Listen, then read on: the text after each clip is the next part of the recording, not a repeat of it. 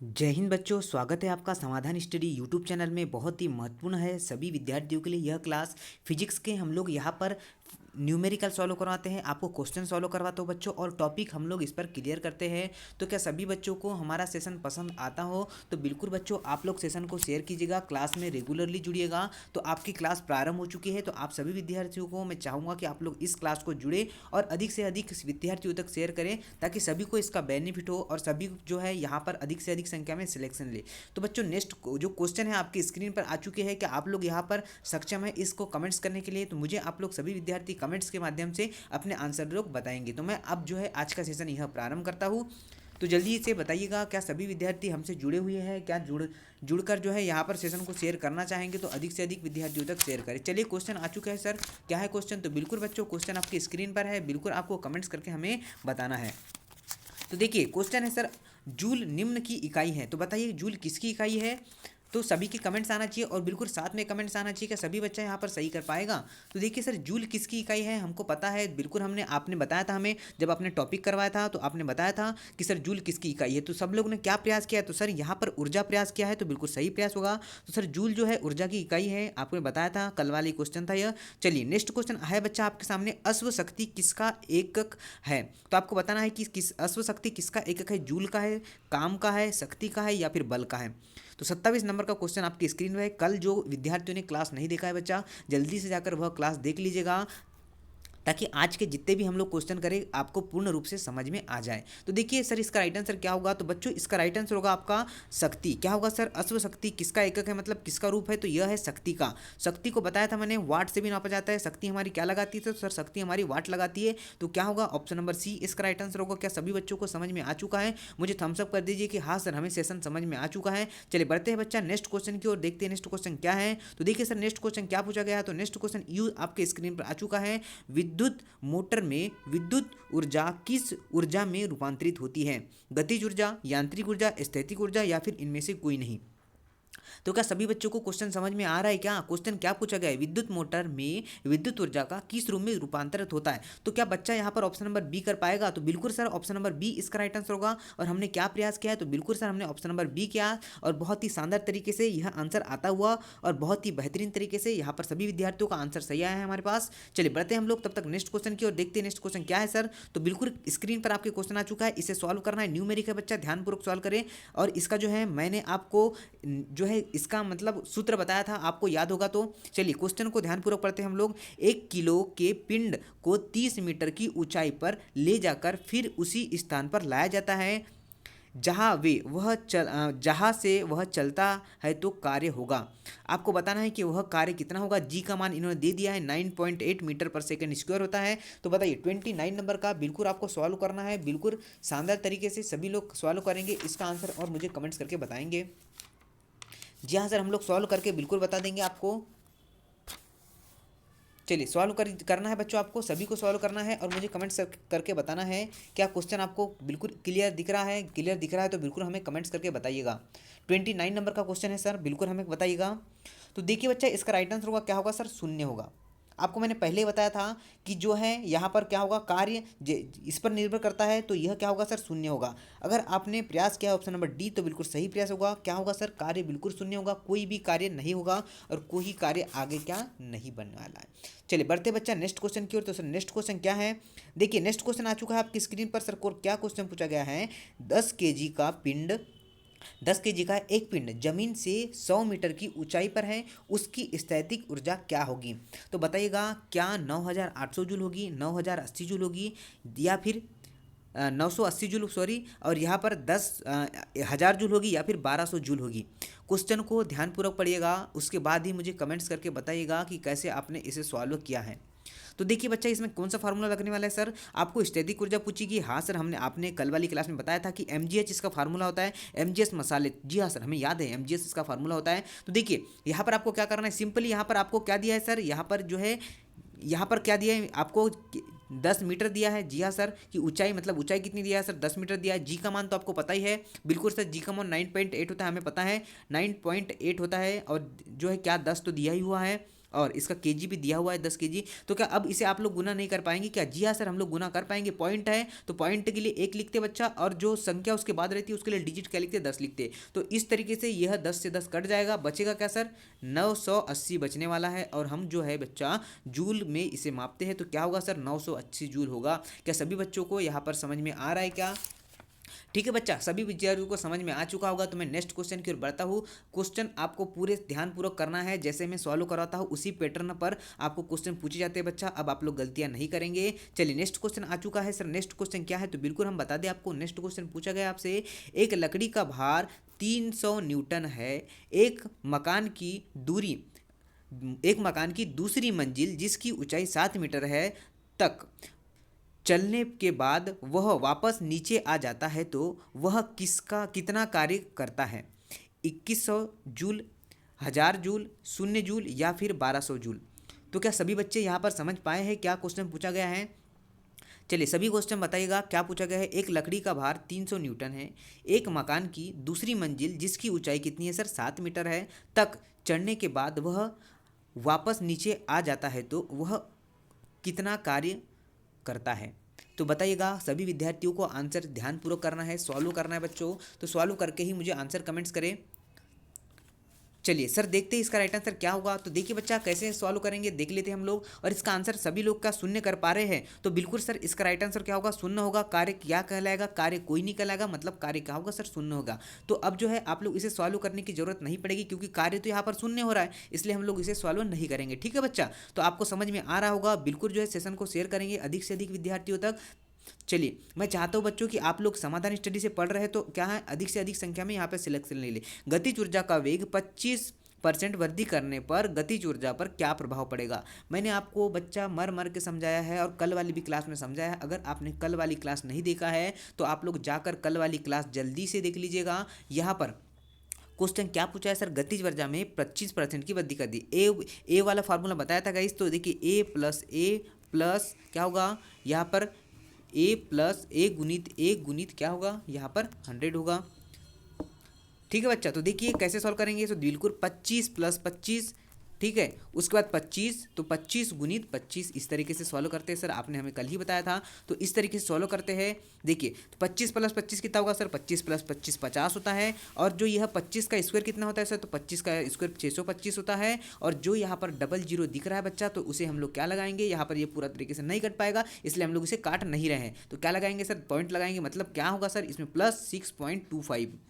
तो क्या आंसर होगा सर? 56.25 इसका राइट आंसर होगा। तो कौन से बच्चा कौन से ऑप्शन में दिख रहा है यह? तो ऑप्शन नंबर ए में दिख रहा है सर, बिल्कुल। तो ऑप्शन नंबर ए इसका क्या होगा? राइट आंसर होगा। क्या आपको समझ में आ चुका है बच्चा? अगर आ चुका होगा तो इसे कॉपी में नोट डाउन जरूर कीजिएगा। चलिए बढ़ते हैं हम लोग तब तक नेक्स्ट क्वेश्चन की और देखते हैं नेक्स्ट क्वेश्चन क्या है। तो देखिए सर नेक्स्ट क्वेश्चन पूछा गया है, निम्नलिखित में से किस में गतिज ऊर्जा नहीं होती है?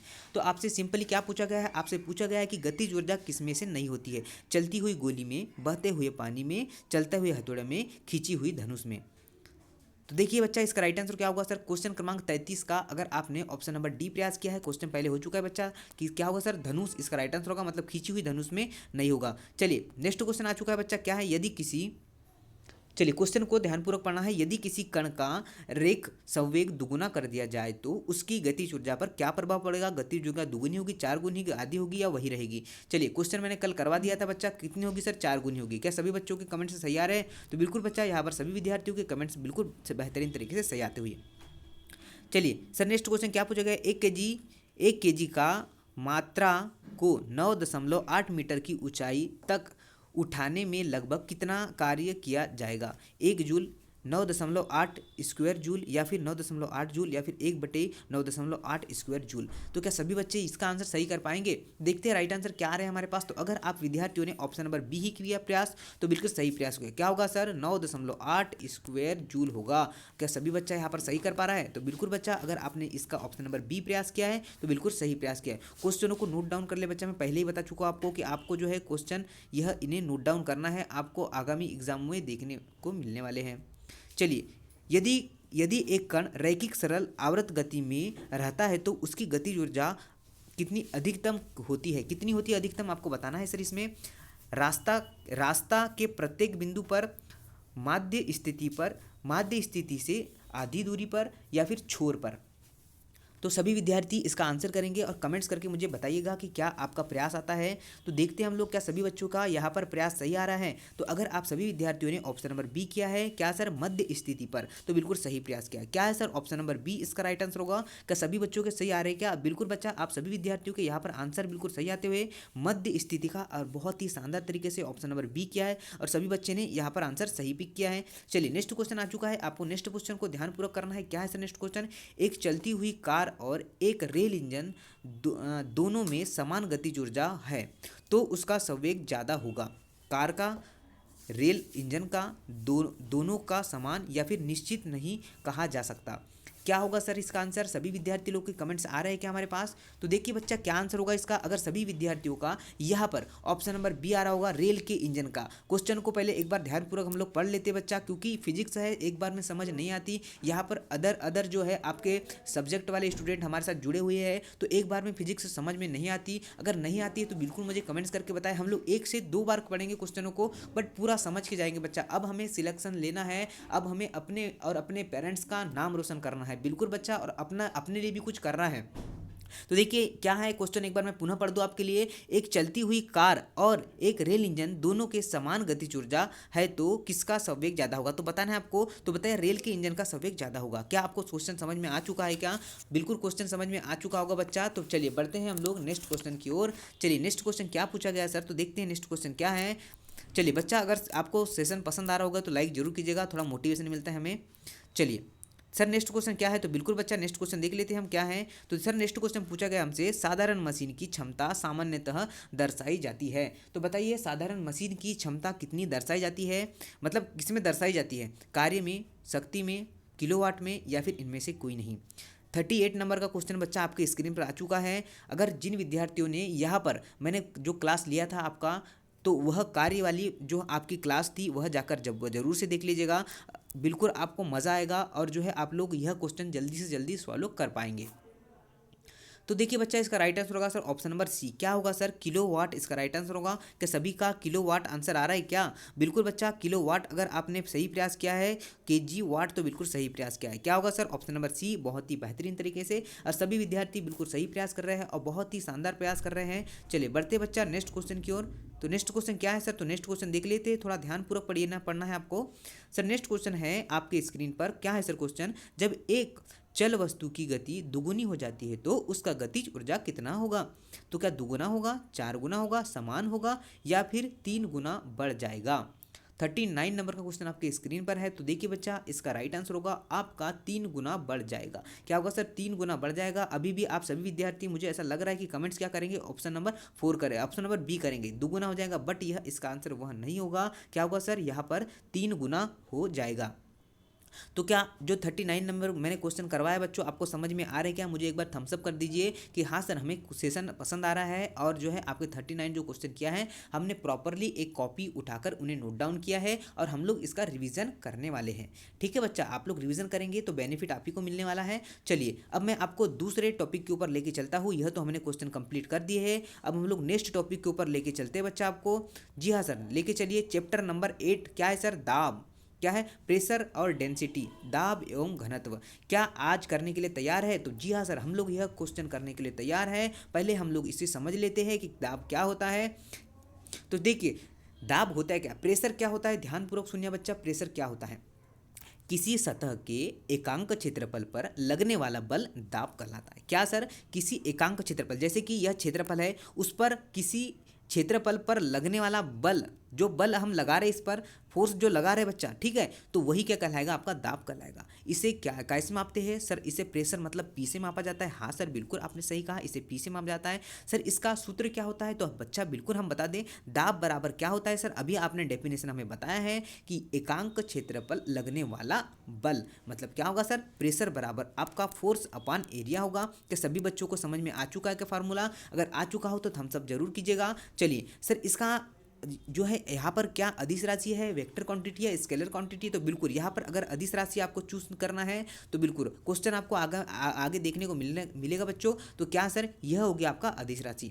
देखिए उसके बाद क्या पूछा गया सर, तो यहाँ पर उसके बाद यह है कि आपका एसआई यूनिट क्या होती है, तो पास्कल भी होती है और न्यूटन मीटर स्क्वायर। अगर आपने न्यूटन मीटर स्क्वायर किया है तो बहुत ही शानदार प्रयास किया है, और पास्कल भी आप इसे कह सकते हैं।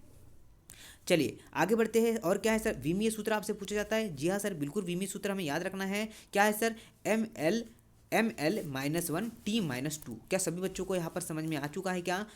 चलिए बिल्कुल समझ में आ चुका होगा बच्चों। बिल्कुल आपको अगर कॉपी पेन उठाकर नोट डाउन करते हैं तो बहुत ही शानदार और बहुत ही अच्छा होगा।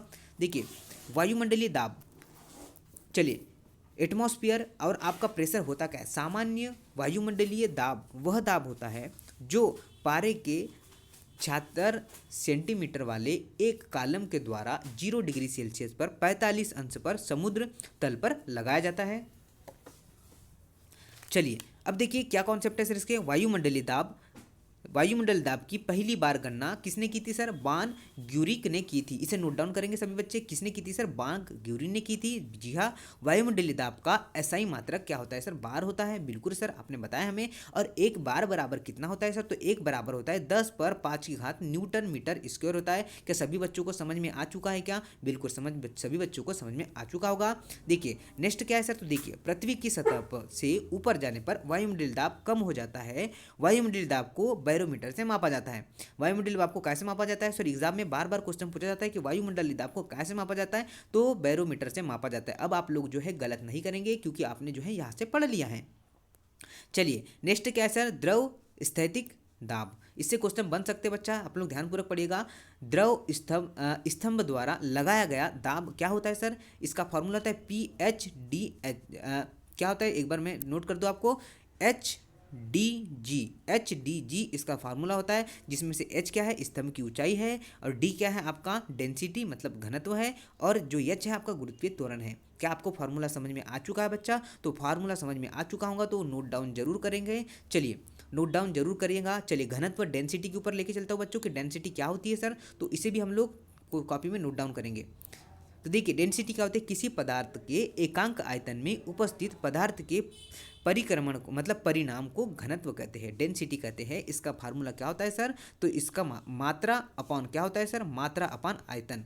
क्या होगा, मात्रा अपॉन आयतन। इसका प्रयास सही होगा। मात्रा अगर आपने प्रयास किया है, मात्रा अपॉन आयतन तो सही, मतलब MV इसका रहना D बराबर MV इसका फार्मूला होता है। फार्मूला मैंने यहाँ पर दे रखा है, इसे आप लोग नोट डाउन कर लेंगे। चलिए सर आगे बढ़िए। बिल्कुल आगे देखिए क्या है सर, तो आगे आपको यहाँ पर नोट डाउन करना है। क्या है सर नोट डाउन करेंगे, तो देखिए यहाँ पर आपको नोट डाउन करना है घनत्व। घनत्व जो है आपका कैसी राशि है, तो ये है सदिश राशि है सर। और इसका एसआई यूनिट क्या होती है, एसआई मात्रक क्या होता है, तो किलोग्राम मीटर क्यूब इसका होता है। क्या होता है सर, एसआई मात्रक होता है। केजी इस तरीके से भी आपको दे सकता है, तो आप एग्जामिनर को जो है सही बता दीजिएगा कि सर हमने यहाँ पर समाधान हिस्ट्री से पढ़ा है और हमने पूरे कॉन्सेप्ट पढ़ लिया है, अब हम लोग गलती नहीं करेंगे। और क्या पूछा गया सर यहाँ पर, देखिए यहाँ पर क्या दिया है हमने, शुद्ध जल का घनत्व कितना होता है सर, 10⁻³ kg मीटर क्यूब होता है। kg पर मीटर क्यूब होता है। चलिए बच्चा इसे नोट डाउन कर लेंगे। बढ़ते बच्चा नेक्स्ट क्या है सर, अपेक्षित घनत्व। अपेक्षित घनत्व पूछा जाता है बार बार। द्रव का अपेक्षित घनत्व द्रव्य का घनत्व तथा पानी के घनत्व का अनुपात होता है। द्रव का अपेक्षित घनत्व द्रव का घनत्व अपान पानी का घनत्व। इसे आप लोग नोट डाउन कर लेंगे। जी हाँ सर, बिल्कुल हम इसे नोट डाउन कर लेंगे। देखिए नेक्स्ट क्या है सर, इसका कोई मात्रक नहीं होता। बिल्कुल इसका मात्रक तो बिल्कुल नहीं होता। इसमें हाइड्रोमीटर से मापा जाता है। इसे कैसे मापते हैं सर, तो इसे हाइड्रोमीटर से मापा जाता है। हाँ सर बिल्कुल हाइड्रोमीटर से मापा जाता है। यह क्या पूछा है यहाँ पर, नेक्स्ट क्या है सर, यह बतलाता है, मतलब यह बतलाता है कि वस्तु जल की तुलना में कितना गुना घनी है। कौन बतलाता है, तो यह अपेक्षित घनत्व बतलाता है। चलिए नेक्स्ट देखते हैं, क्योंकि अभी हमें इसके बाद क्या है क्वेश्चन करना है। चलिए सेशन समझ में आता होगा बच्चा, तो बिल्कुल हमें क्या करना है, इसे लाइक करना है और सेशन को अधिक से अधिक विद्यार्थियों तक पहुंचाना है और सभी को इसका जो है लाभ दिलवाना है। आज हम लोग दाब जो है मेन टॉपिक जो है हम लोग क्लियर कर रहे हैं बच्चा। आप जो है यहाँ पर बड़ी बड़ी बुकों से भी पढ़ेंगे, पर यह कॉन्सेप्ट आपको नहीं मिलने वाले हैं। यहाँ पर सटीक और शानदार तरीके से हमने आपके लिए यह बनाया है। देखिए, जब एक गैस के पात्र में दाब बढ़ता है तो उसका द्रव्यमान बढ़ जाएगा, घट जाएगा, स्थिर रहेगा या फिर कोई नहीं।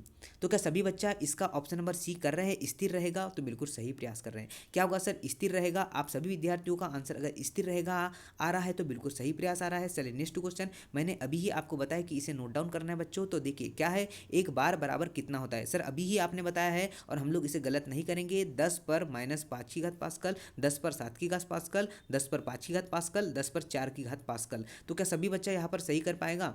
देखते हैं हम लोग कमेंट्स, और बहुत ही शानदार तरीके से सभी बच्चों क्या सही कमेंट्स कर पाएंगे। दूसरे नंबर का क्वेश्चन आपके स्क्रीन पर है कि सभी बच्चों के कमेंट्स आ रहे हैं और बहुत ही शानदार तरीके से बहुत ही बेहतरीन प्रयास कर रहे हैं। अगर आपने 10 पर 5 की घात पास्कल किया है, अभी ही मैंने आपको सॉल्यूशन बताया है और इसे याद करने आपको बताया था बच्चा। चलिए नेक्स्ट क्वेश्चन आ चुका है सर। नेक्स्ट क्वेश्चन क्या पूछा गया है? तो बिल्कुल हम इसे सॉल्व करेंगे। किसी गैस का आयतन स्थिर ताप पर 20% कम करने के लिए उसका दाब कितना प्रतिशत बढ़ाना होगा?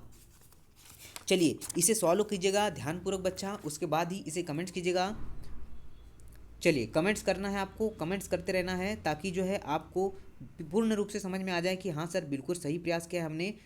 क्या आंसर होना चाहिए आप बताइए, इसका राइट आंसर क्या होना चाहिए? तो बिल्कुल सभी विद्यार्थी अगर यहाँ पर सही प्रयास करेंगे, देख लेते क्या प्रयास करेंगे। तो देखिए यहाँ पर अगर आपने 25% प्रयास किया है तो बिल्कुल सही प्रयास किया है। तो सर इसे बनाए कैसे? मैथ्स वाले स्टूडेंट तो बना लेंगे बच्चा, पर यहाँ पर जो अदर जैसे कि एग्रीकल्चर वाले स्टूडेंट जुड़े हैं हमसे, एएनएम वाले स्टूडेंट जुड़े हैं साइंस बैकग्राउंड से, तो देखिए वे बना नहीं पाएंगे। तो देखिए बच्चा इसे सिंपली कैसे सॉल्व करना है, तो देखिए आपको यहाँ पर इसको कितना मानना है, यहाँ पर आयतन जो कितना कितना किया बच्चों, यहाँ से 20% कम कर दिया।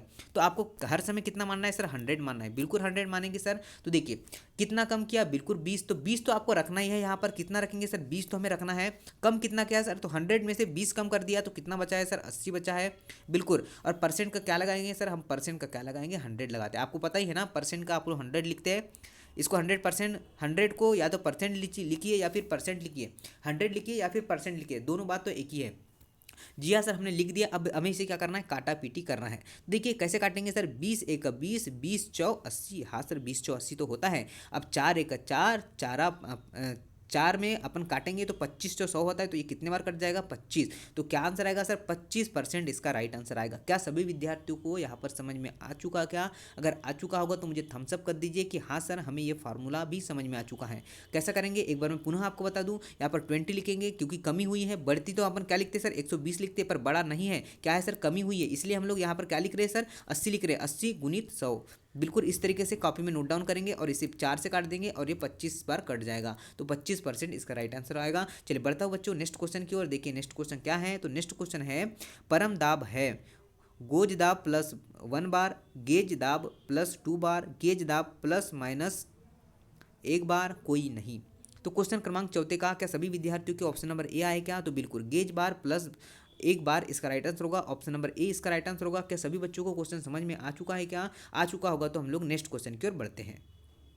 देखिए सर नेक्स्ट क्वेश्चन क्या पूछा गया? तो नेक्स्ट क्वेश्चन बच्चा आपके स्क्रीन पर है, वातावरणीय दबाव का मापन किस यंत्र के द्वारा किया जाता है? बैरोमीटर, माइनोमीटर या फिर हाइग्रोमीटर या फिर क्या सर? इनमें से कोई नहीं। बताइए वातावरणीय दाब का पूछा है क्वेश्चन आपके स्क्रीन पर, बिल्कुल बेहतरीन तरीके से आ चुका है। तो देखिए सभी बच्चे क्या ऑप्शन नंबर ए कर पाएंगे? बैरोमीटर। अभी ही मैंने बताया था कि वायुमंडलीय दाब कैसे मापते हैं सर? तो बैरोमीटर से मापते हैं। तो बिल्कुल अगर आपने इसका आंसर बैरोमीटर किया है तो बिल्कुल शानदार प्रयास करता है। आर्द्रता हाइड्रोमीटर से मापी जाती है, यह आपको ध्यान रखना है, बार बार एग्जाम में पूछा जाता है यह भी क्वेश्चन। ऊंचाई बढ़ने पर वायुमंडलीय दाब पर क्या प्रभाव पड़ता है? चलिए अधिक से अधिक जो है बच्चा सेशन को शेयर करेंगे। अगर जो भी बच्चा हमसे जुड़ा हुआ है और हमारी क्लास उनको पसंद आती हो तो बच्चा बिल्कुल सेशन को शेयर जरूर करेगा। स्थिर रहता है, घटता है, बढ़ता है या फिर कोई नहीं? ऊंचाई बढ़ाने पर वायुमंडलीय दाब का बढ़ेगा क्या? तो बिल्कुल सर यहाँ पर अगर आपने बढ़ेगा प्रयास किया है तो बिल्कुल गलत प्रयास किया है। क्या होगा सर? राइट आंसर होगा आपका ऑप्शन नंबर बी। क्या होगा सर? घट जाएगा। अगर आपने ऑप्शन नंबर बी प्रयास किया है तो सही प्रयास क्या होगा सर? क्या होगा? घट जाएगा। चलिए, सापेक्ष आर्द्रता नापी जाती है। तो क्या सभी बच्चे यहाँ पर अच्छे से देख पा रहे हैं क्वेश्चन को? सापेक्षित आर्द्रता हमने पूछा है आपसे, तो सापेक्षित आर्द्रता कैसे मापी जाती है और किस में मापी जाती है? तो सर इसका राइट आंसर होगा ऑप्शन नंबर ई, हाइग्रोमीटर में मापी जाती है। अभी आपने हमें ऊपर ही बताया था यह क्वेश्चन में। तो देखिए आपने क्या प्रयास होगा सर, आपेक्षिक आर्द्रता आपको हाइग्रोमीटर से मापी जाती है।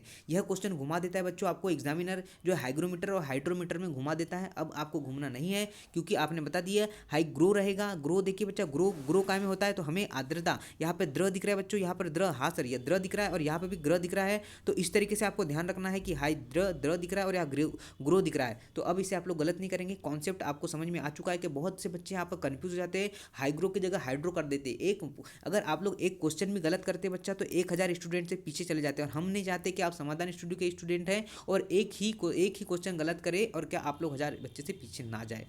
चलिए देखिए सर, दाब बढ़ाने पर बर्फ का जो क्वथनांक क्या बढ़ेगा घटेगा स्थिर रहेगा? तो क्या प्रयास किया है सर हमने? अगर हमने प्रयास किया है यहाँ पर घटेगा तो बिल्कुल सही प्रयास किया है, मतलब ऑप्शन नंबर ए इसका राइट आंसर होगा। क्या सभी बच्चे यहाँ पर समझ पाए हैं? बिल्कुल सर हम लोग समझ पाए हैं और ऑप्शन नंबर ए इसका राइट आंसर किया है हमने। चलिए, जल का अधिकतम घनत्व होता है 100 degree Celsius, 4 degree Celsius, 0 degree Celsius या इनमें से कोई नहीं। ये तो हम बच्चा यहाँ पर 10th से ही पढ़ते आ रहे हैं सर, यह क्वेश्चन तो बार बार हमें पूछा जाता है। तो देखिए इसका राइट आंसर होगा 4 डिग्री सेल्सियस। क्या सभी विद्यार्थियों को समझ में आ चुका होगा जल का अधिकतम घनत्व कितना होता है? तो 4 डिग्री सेल्सियस इसका अधिकतम घनत्व होता है। ठीक है बच्चा, चलिए बढ़ते हैं यहाँ पर हम लोग नेक्स्ट क्वेश्चन की ओर, देखते हैं नेक्स्ट क्वेश्चन क्या पूछा गया है सर। तो नेक्स्ट क्वेश्चन आपके स्क्रीन पर है, जब बर्फ पानी पर तैरता है तो उसका कितना भाग ऊपर रहता है? 9/10 भाग, 1/10 भाग, पूरा भाग या फिर कोई नहीं? क्वेश्चन को पुनः मैं एक बार बोल दूं कि आपको ध्यानपूर्वक पढ़ना है। तो चलिए, क्या सभी बच्चे का आंसर यहाँ पर देख रहा हूँ मैं, जैसे कि कमेंट्स भी देख पा रहा हूँ मैं, यहाँ पर ऑप्शन नंबर बी किया सभी विद्यार्थियों का। क्या होगा सर? बिल्कुल ऑप्शन नंबर बी राइट होगा, 1/10 भाग इसका राइट आंसर होगा। जब बर्फ पानी पर तैरता है तो उसका कितना भाग सर ऊपर रहता है? तो 10 में से 1 भाग ही उसका ऊपर रह पाता है। क्या है सर? टोटल कितना 10 भाग रहता है, तो 10 में से 1 ही भाग उसका ऊपर रहता है। तो इसलिए क्या प्रयास होगा सर? यहाँ पर 1/10वां भाग इसका राइट आंसर होगा।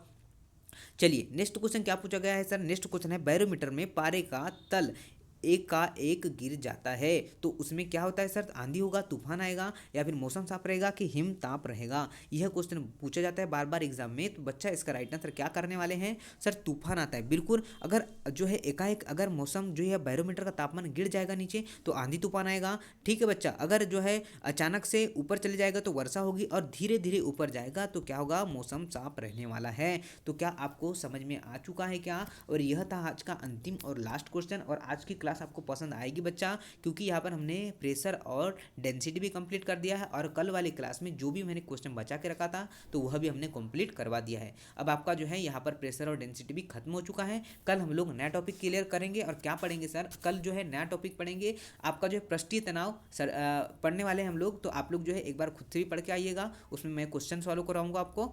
चलिए ठीक है बच्चा, तो आज की सेशन को अधिक से अधिक विद्यार्थियों तक शेयर करेंगे। और जो है नए स्टूडेंट अगर हमसे जुड़ते हुए हैं, क्लास को देखते हैं, तो चैनल को सब्सक्राइब कर लीजिएगा, ताकि जैसे ही हमारी क्लासेस आपको समय पर पहुंच जाए, समय पर मिले, तो आप लोग क्या कर लेंगे, उसे जल्दी से जल्दी देख पाएंगे। चलिए जय हिंद बच्चा, फिर मिलूंगा, तब तक के लिए जय हिंद जय भारत।